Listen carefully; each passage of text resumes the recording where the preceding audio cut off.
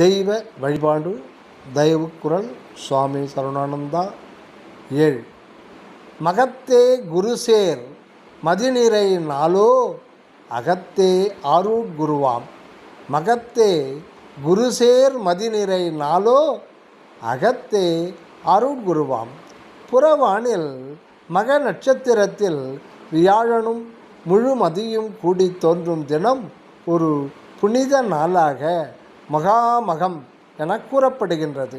நமது அகத்தே ஒளிரும் பூரண ஞான அருட்குருவை உணர்த்தும் அது ஓர் அடையாளமாம்.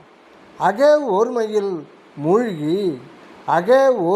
மூழ்கி அருள்ஞான குருவின் தரிசனையால் ஆனந்த அனுபவம் பெறல் வேண்டுமே அல்லாது கும்பகோண மகாமக புற வழிபாட்டால் பெறும் பயன் சிறப்புடையது அன்றாம்.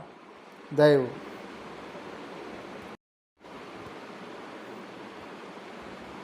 தெய்வ வழிபாடு தயவு குரல் சுவாமி சரவணானந்தா 8.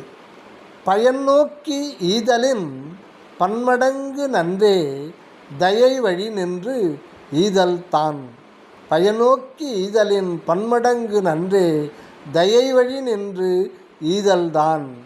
நாம் பிறர்க்கு கொடுத்தால் நமக்கு தெய்வம் கொடுக்கும் என்று அவளோடு ஈதலை விட சாலச் சிறந்தது பிரதிபலன் கருதாத ஈகை. நம் பதியின் தயவு நம்மில் வெளிப்பட அதுவே நமது ஈகையாய் புறத்தில் காரியப்படுவதால் இந்த தயா செயலே கடவுள் வழிபாடாக முடிகின்றது. இதனால் சித்திப்பது பேரின்பமாம். தயவு